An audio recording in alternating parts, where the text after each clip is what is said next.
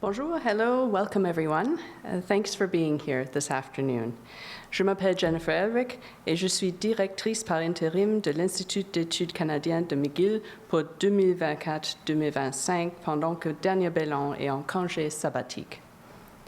I would like to begin by acknowledging that McGill University is located on land which has long served as the site of meeting and exchange amongst Indigenous peoples, including the Haudenosaunee and Anishinaabe nations.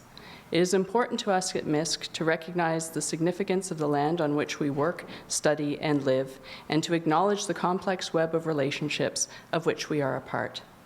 We encourage everyone here today to seek out more spaces for learning and understanding the history of these territories.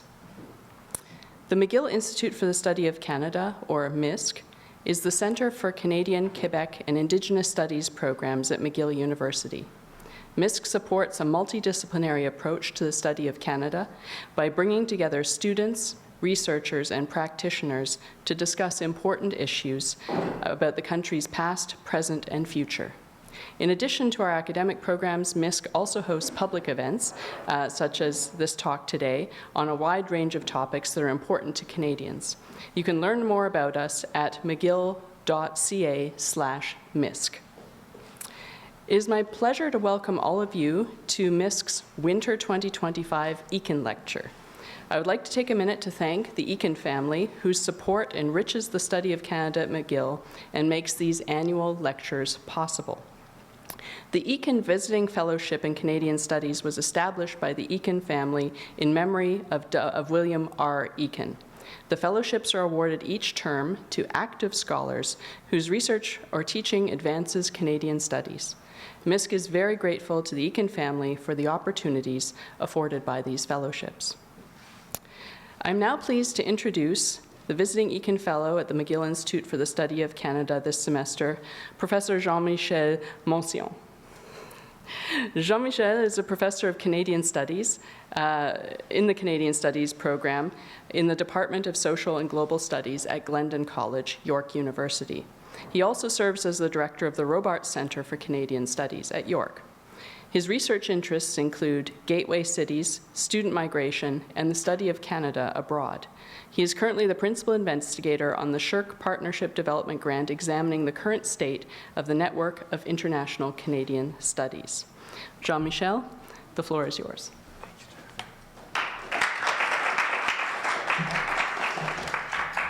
Thank you, Jennifer. Thank you to the MISC team as well, Ben, Axel, Petros, David, for the wonderful welcome I've had this term.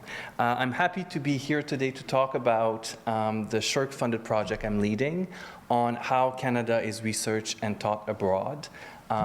This is a SSHRC Partnership Development Grant in collaboration with the International Council for Canadian Studies, for short ICCS, and the Art Canada Institute. So it's both a research project, but also finding ways to foster better relationships between domestic Canadianists and international Canadianists as well.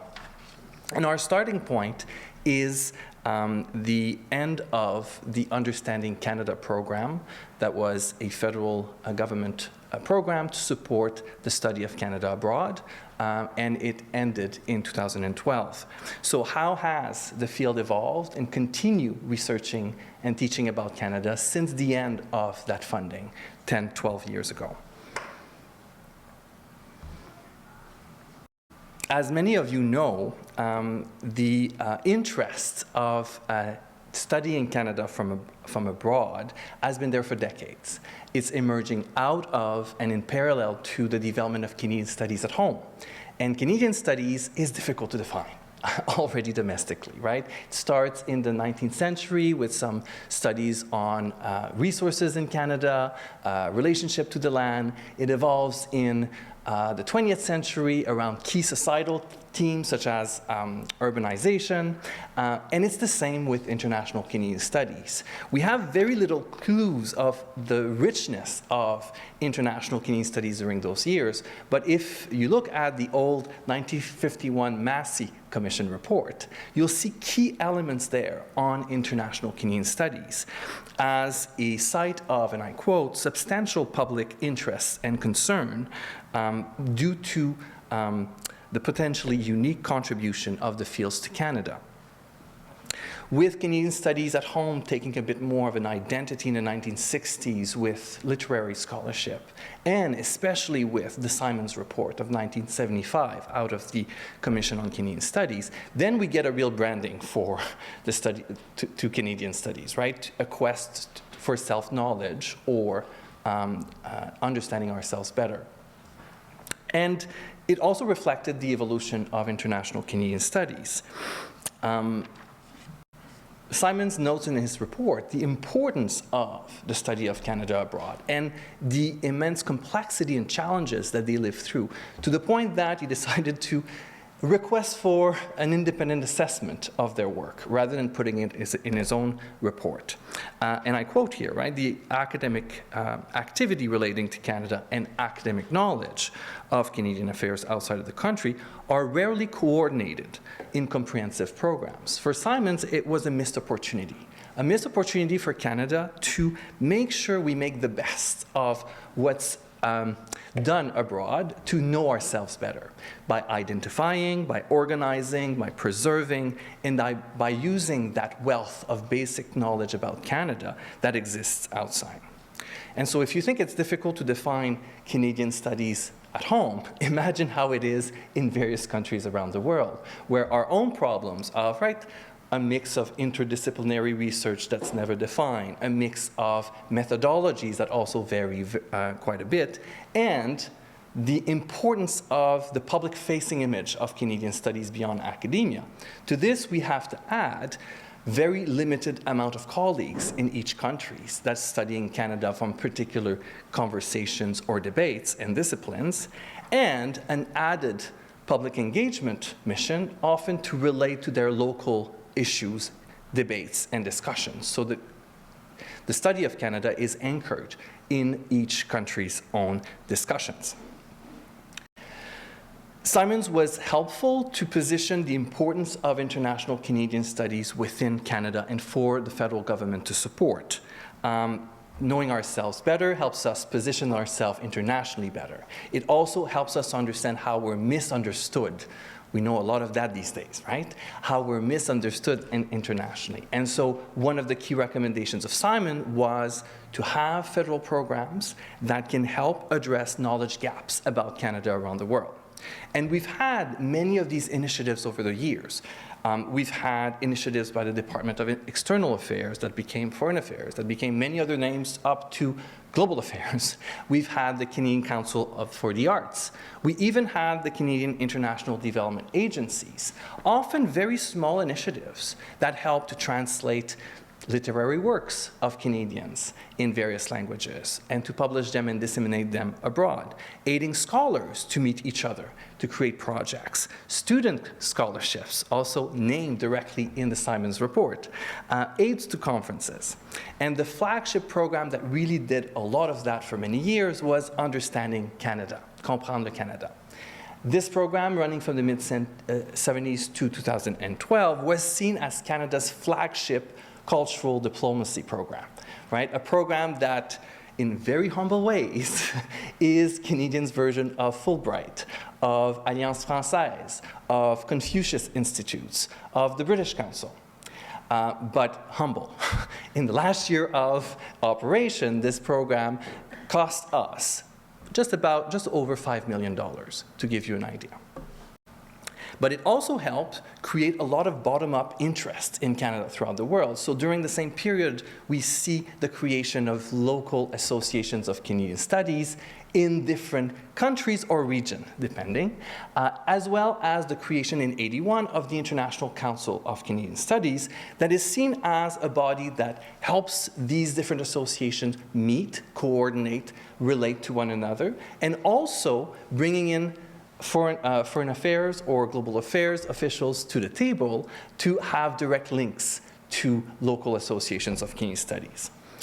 Since the sudden end of Understanding Canada in 2012, we know that Canadian society has evolved a lot.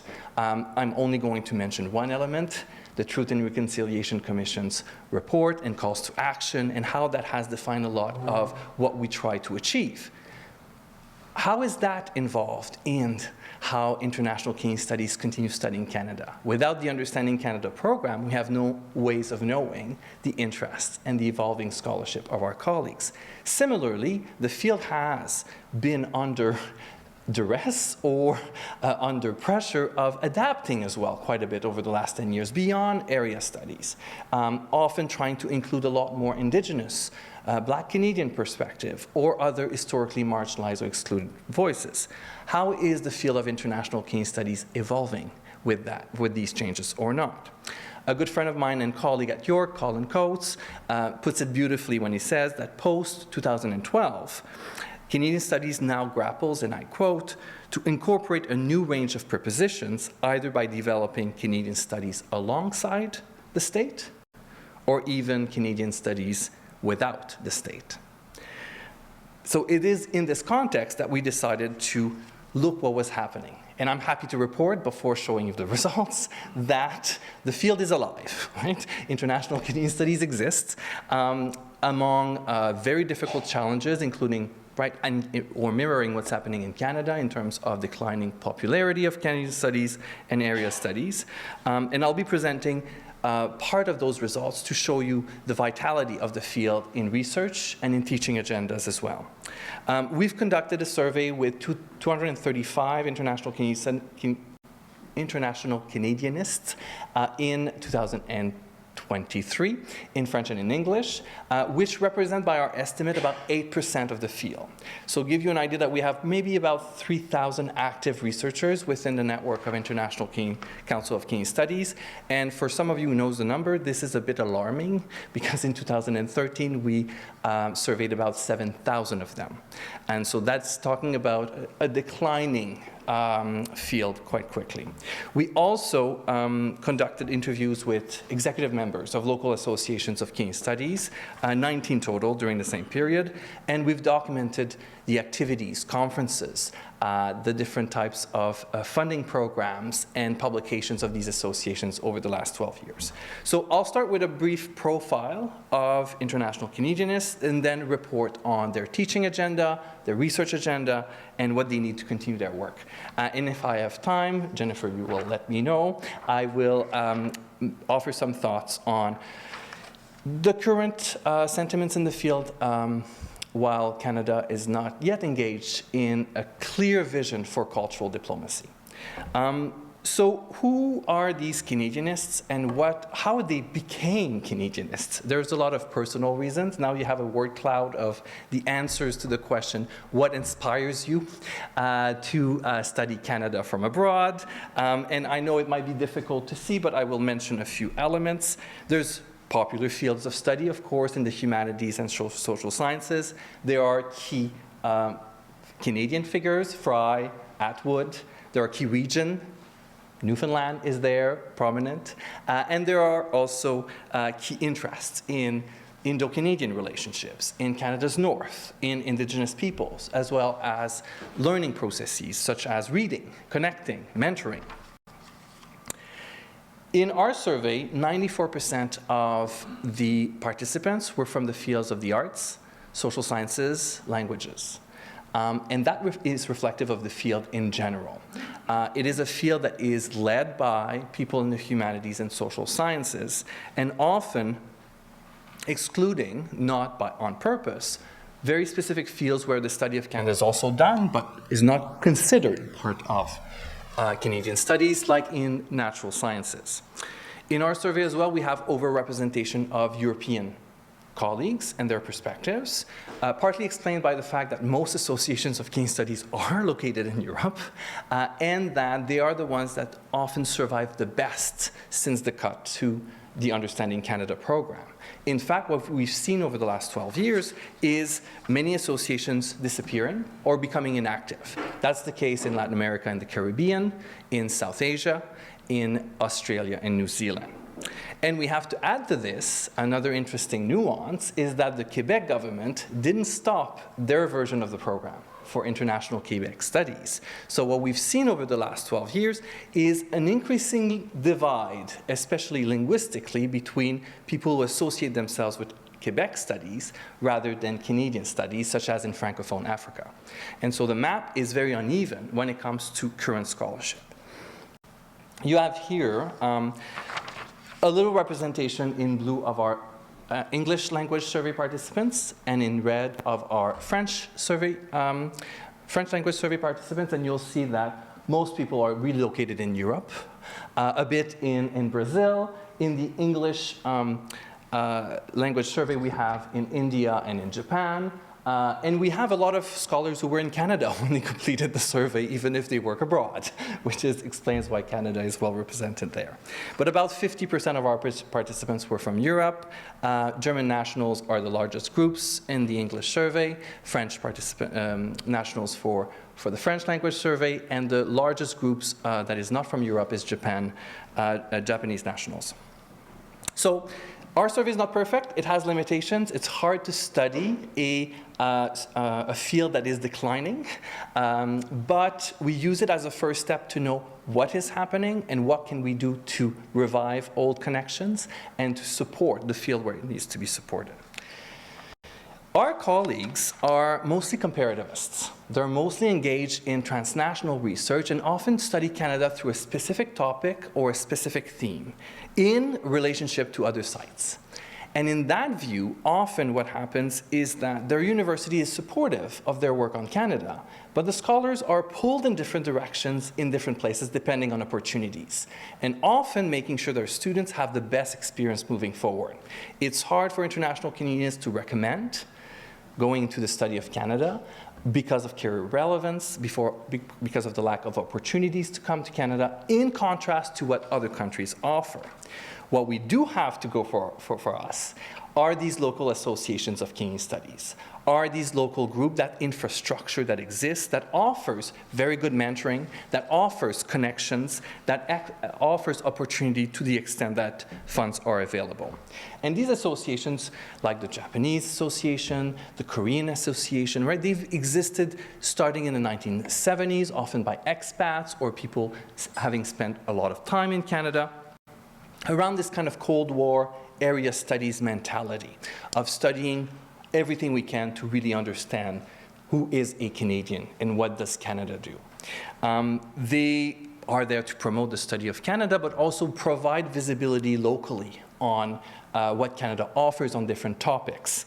One of the interviewees tells it beautifully, right? They consider themselves cultural translators and linguistic mediators. To really talk about that link between the local and Canada in informal ways, in interdisciplinary ways, in collegial ways, and often in partnership. One of the key elements for many years until the end of the Understanding Canada program was the local diplomatic corps that was always very well involved in their activities. Now, let's move to survey results. In terms of teaching, so in our survey, we've had most of our survey participants teaching at least one university-level course every year. And of course, French language survey participants teach more than our English survey participants, but neither group only teach in the language of the survey. So the people who answer the survey in English, only 70% of them teach in English. It's 50% for the ones who filled out the survey in French. So this is an important component of the profile as well, is how the field is plurilingual and multilingual, and often the role of international Canadianists in working in many languages, but also the lack of cohesiveness that comes with what happens in one language is not translated into another. So that's a key feature to keep in mind when we talk about the field. We've asked our international Canadianists 4 questions about teaching. What's the most popular theme with students? What's the most relevant? What's the one that's changed the most over the last 10 years? And what's the one the most difficult to teach? It's no surprise that often it's the same answers, right? So the most popular topic is the most relevant, is the one that has changed the most. But it gets tricky when it comes to the most difficult topic to teach, and we'll see that in a second. So for the most popular theme, so you should see on the screen, I made it as large as I could so everybody could see. The answers to the most popular theme. We have Indigenous Peoples and Nations coming up first. We decided for the survey to separate Canada's relationship to Indigenous peoples in 2 categories: settler colonialism and Indigenous peoples and nations. What's missing here? Settler colonialism. You don't see the black bar of settler colonialism, not popular with students, but you will see that it comes up as important in terms of difficulty and changed the most over the last 10 years. You can also see here the orange line, which is multiculturalism. That includes diversity, race, and racism as well. And it is one that you'll see changed a lot over the last 10 years. In terms of the most relevant topic, no surprise there. Indigenous peoples is there. You're going to say, well, yeah, but there's arts and literature. Yes, but I call that a false first, because many people that fill out the survey were from the arts and literature. So it's more of a disciplinary category than a substantive or a content-based category. And so you'll see that light blue coming up here and there, arts and literature in different graphs.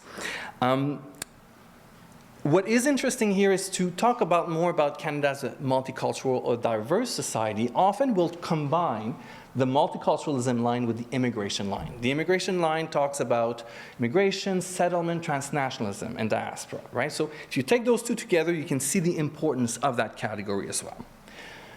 The one that has changed the most over the last 10 years, no surprise there, Indigenous peoples again, same theme, multiculturalism in there. Oh, but we have a new one. The environment is coming up, and that's an interesting development, right? One that has changed the most over the last 10 years. In terms of teachings, are students and scholars wanting to learn more about what's happening with Canada's environment. But we get a different picture when it comes to the most difficult one to teach. Now ready for different colors. We have, am I in the right slide? Yes, okay. So we have Indigenous peoples and nation, for sure. You can see that settler colonialism, the black bar, is higher now, right? Harder to teach. So when you combine those together, you can see that this is a challenge for our international Canadianists to teach about Canada's relationship to Indigenous peoples. And then we go into really interesting categories. Nationalism, national identity, and populism comes very strongly in the 2nd place. Then we have government, the Constitution, the law in 3rd place. And then we end up with gender and sexuality in the 4th place. And so it's interesting to see that even if those topics we know have been taught for many years abroad, right, there is a difficulty to find the right way of translating technical issues or controversial issues in other contexts, right? So it remains difficult. Not so difficult for multiculturalism, and the environment is not even on the list of the top 10. And we get some explanation from our interviews. Our interviewees explained that Canada's distinctive features are the most popular themes because they provide insights into Canada, but also locally to address local situations as well. One exec tells us it's important because of Canada's experience with multiculturalism, Indigenous studies, and immigration. We can learn from Canada how to coexist. For another, we are attracted to studying Canada on key themes like immigration, the management of diversity, Indigenous studies, and social justice. Recently, there's been interest in Canada's political approach, notably as it pertains to climate change. And sometimes the interest is very specific in some association. One that we interviewed really big interest in Quebec separatist or sovereigntist movement, right? Locally, we are interested in learning about the secession process in a comparative context, highlighting ideological similarities and differences. So it gives you an idea here of why these themes are important locally. It is about the comparative value add. It is about linking local interests to what's happening in Canada. However, our colleagues need some help because there's less pedagogical resources available for many of the topics that are important. And they've identified the importance, not surprisingly, right? The two categories that form Canada's relationship to Indigenous peoples take the first two spots as needing more pedagogical resources to support their students, followed by the environment, nationalism, and the arts and literature. All themes that we've identified in other categories so far. And beyond teaching, what do our colleagues need to continue their work? Well, access to library and digital sources remain the main category across the board. We also have traveling opportunities and research opportunities for graduate students, as well as open access materials. We've surveyed many different types of services. The ones that were less popular, podcasts, undergraduate conference, and even materials in French seem to be less important. We turn to a different language or to English if we need to. And then we produced some of those maps to see what happens for people teaching about Canada's relationship to Indigenous people or teaching about the environment. What do they really need to do their work? So we did a series of specific heat maps. If you don't know what a heat map is, where it's darker means there are more people that answer that. So you have the strongly agree on the right-hand side and the strongly disagree on the left-hand side.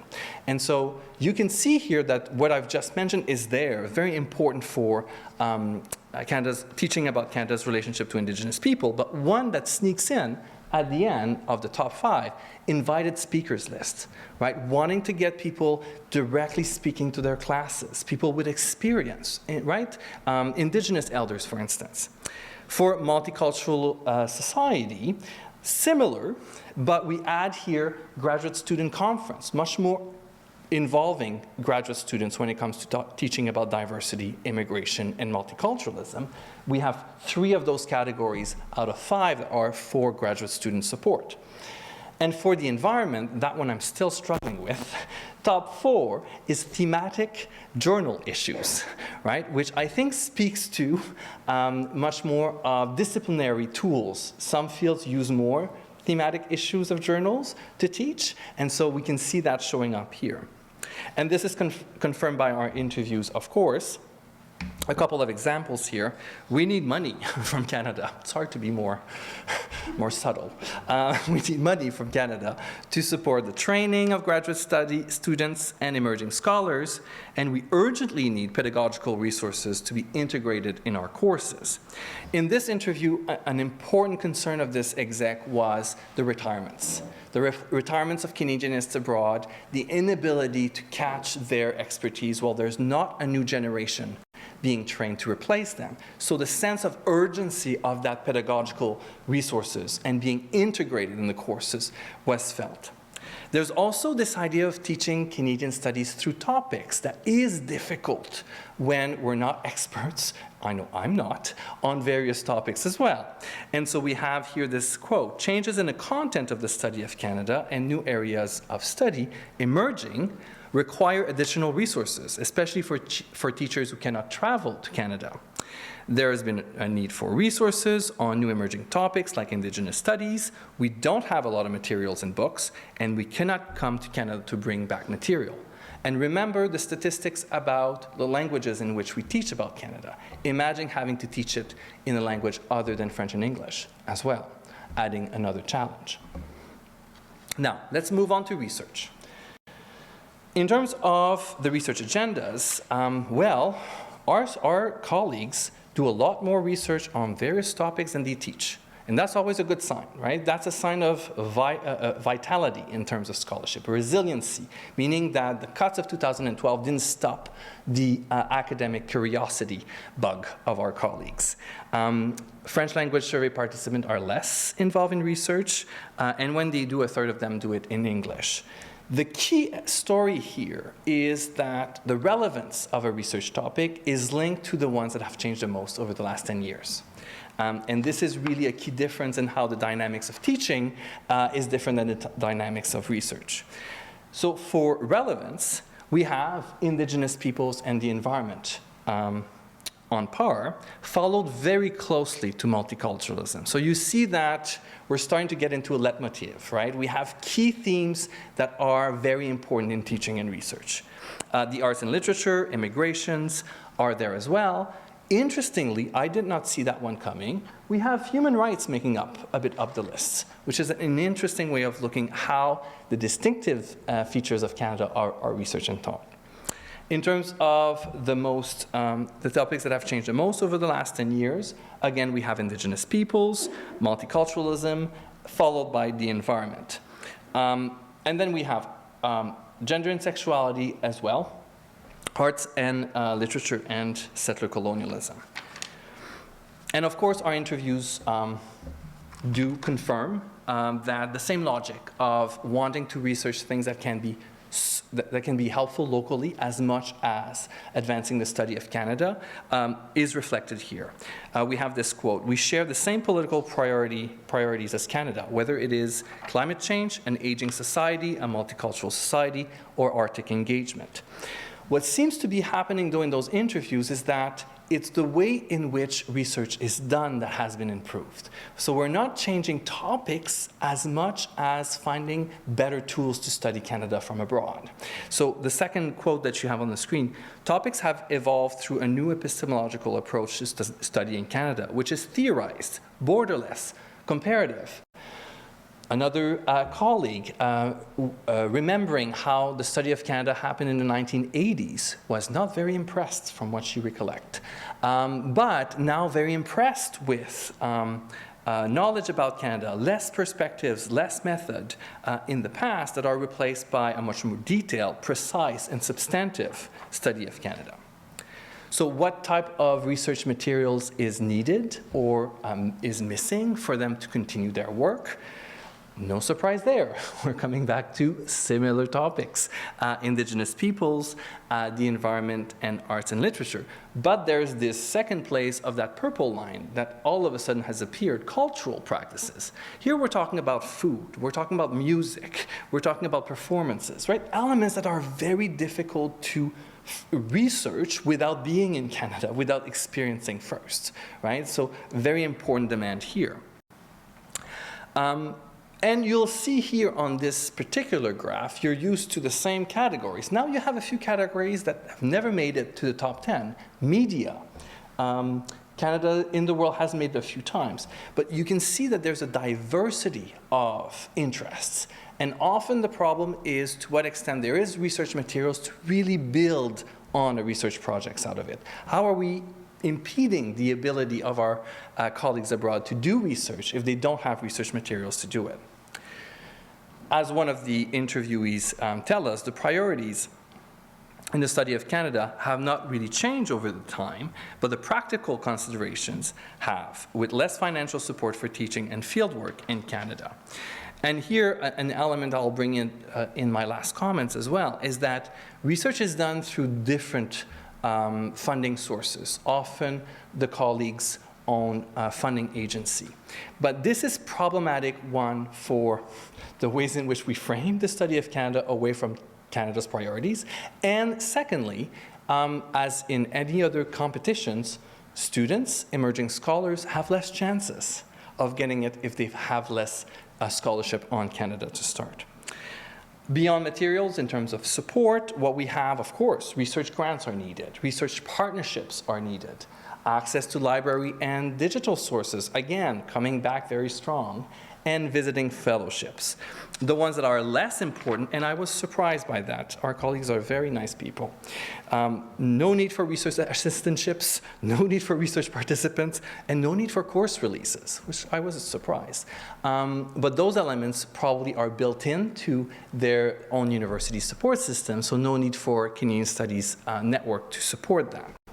In terms of our key 3 themes and the top 5 support needed, well, you have those mentioned many times, but interestingly, again, for Canada's relationship with Indigenous people, look at the last one, experts database.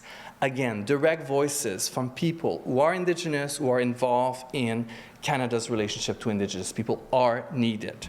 For multiculturalism, if you look on the 4th line, sites access in Canada. That's interesting, right? That's community archives, coming to Canada, meeting with communities, right? Having direct experiences with them.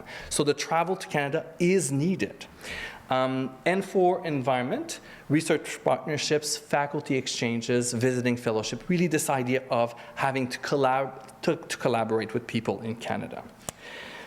With the declining number of opportunities provided by Canada to support research, we can see that there's a focus of the networks and our international colleagues around key elements to support them.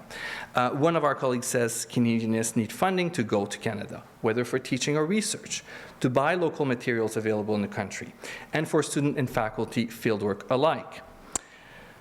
Another one tells us, while we have reimagined how we work, travel funds to Canada for research are still needed, as are visiting professorships to establish relationships with colleagues. So we have more of a narrowing that what is needed either online or in person. And these needs come out of expectations that were built through the Understanding Canada program, right? So if we look at the impact of the end of the Understanding Canada program in 2012, we run into an interesting time. So right now the program is seen as the good old days, right? So it has become a foundational myth. So my team and I, and I'm saying hi to one of the team members, Christiane, who's joined us, are trying to look at the real impact of the end of the program on the scholarship of our colleagues. Is it that the program was there and expectations are built, or is it a real impact? There were many problems with Understanding Canada as a program, so it was not perfect days, even if now it's interpreted that way. 57% of our colleagues, of our survey participants, indicated that they did not benefit from Understanding Canada, but that they feel that their work was negatively impacted by the end of the program. And so this is where this foundational myth element is interesting. One key explanation we have is that a lot of programs were created in local associations of Canadian Studies. And those programs may be still on the book, but not funded. So you can see your own development being impacted by the inability to apply to funds that your mentors or others have had. Our French language survey participants were usually more successful in getting money from Understanding Canada, so they've been the most negatively impacted from it. But 93% of survey participants who had access to funds from Understanding Canada were not able to replace that money. So they had to turn to different sources of fundings with different guidelines, with different priorities in how to study Canada. And as I said earlier, the Quebec government continued funding to international Quebec studies, meant a relatively more importance or growing importance of Quebec studies in terms of opportunities for students, for emerging scholars, and we see that very much more important now than it was 12 years ago. The main impacts of the end of the program were on those local associations. Most of them have changed to a membership budgeting model, reduced their operation, and what is really sad is the relationship with the local diplomatic corps, the embassies, the consulates. Now there's barely any relationships in most places. Those relationships were maintained by an activity, right? Something that was paid $1,000 here and there to have an activity yearly. So that is missing now. One lasting consequence that is very hard to accept is the cancellation of student bursaries and what they used to call faculty enrichment opportunities, either to develop a course or to do some research in Canada, which has limited the field's ability to recruit, to train the next generation of Canadianists abroad. It's also led to a general disengagement of some students, some faculty, some centers towards other units, such as North American Studies or to American Studies, and a general lack of, or an impression that the Canadian government does not really want to develop these types of relationships around the world, a misunderstanding of what cultural diplomacy can do. And if we look at it from the perspective of local associations, I have this quote that I like because it's intense. We are not fully paralyzed, but we are longing to survive. So key problems that those local associations, if they're still around, have. I mean, there is a declining field, right? Canadian studies is less popular in a time where we don't have opportunities to train the next generation, and we have a generation that's retiring. So there is a lot of anxiety related to that. We have a new membership model in many cases where people will give a bit of money to help the association survive. But from the exec perspective, what are we offering for this money has become in many cases an existential crisis, the feeling that they're not really helping the development of their members. And it's great to move away from Canadian studies to mention specific themes like immigration with Canadian studies or Canada's relationship to Indigenous people. But to what extent that's harder for an association to deal with. To always have to find experts in new topics, in new fields, makes it a lot harder to manage. And so, yes, we've been focusing on asset. If the association is in charge of a journal, of a conference, focusing on an activity has become often the key, often not necessarily knowing what the entire network is doing. The ICCS now has resumed their meetings annually, so there's a bit of that going on, but not with the funding that used to come with it. So where does that leave us? Well, the field is alive. Our colleagues are struggling a bit, like we are in Canada, in how to transcend area studies. What does it mean to study Canada comparatively, transnationally, and around key themes without losing what Canadian studies offers? It's also a field where wanting to work with government priorities seems important, wanting to reconnect with local diplomatic corps, even if it comes to, for some, concerns with academic freedom. There seems to be wanting to get back to being closer to what the government needs the network to do. We're talking also, especially because of the pandemic, a time where the study of Canada can be done online to some extent a bit more. So this mix of being in Canada, being online, becomes an interesting arrangement and navigation for scholars and associations alike. In a context where Canada institutionally is becoming a lot more relocated by topics, so North American studies, Arctic studies, Indigenous studies. And I'm going to end on this if I have 2 minutes. What does that mean for Canada's cultural diplomacy moving forward? What we've lost with the Understanding Canada program is not just what I've just mentioned in terms of impacts, it's also the ability to track who teaches and who researches on Canada abroad and on what. Who are those experts? And we are pretty much developing a model where we will fund people by topics, right? Or we will welcome them in groups by topics rather than talking about Canadian studies as a whole. It's done in a way where Europe is more and more important in defining how Canada is studied abroad because it is imploding in other places. It is a field where outside interests are defining how we study Canada, right? National granting agencies of other countries that fund the study of Canada have their own priorities, and that's becoming key rather than our own. Notwithstanding the government of Quebec and hopefully other provinces that will take on this example of funding other types of scholarship about Canada for the provinces. At a time where the government of Canada will know what's happening geopolitically and how that's going to maybe playing on the program, but no real interest from any parties to actually bring back Understanding Canada. So really struggling still with cultural diplomacy. How do we do it in Canada? Thank you very much.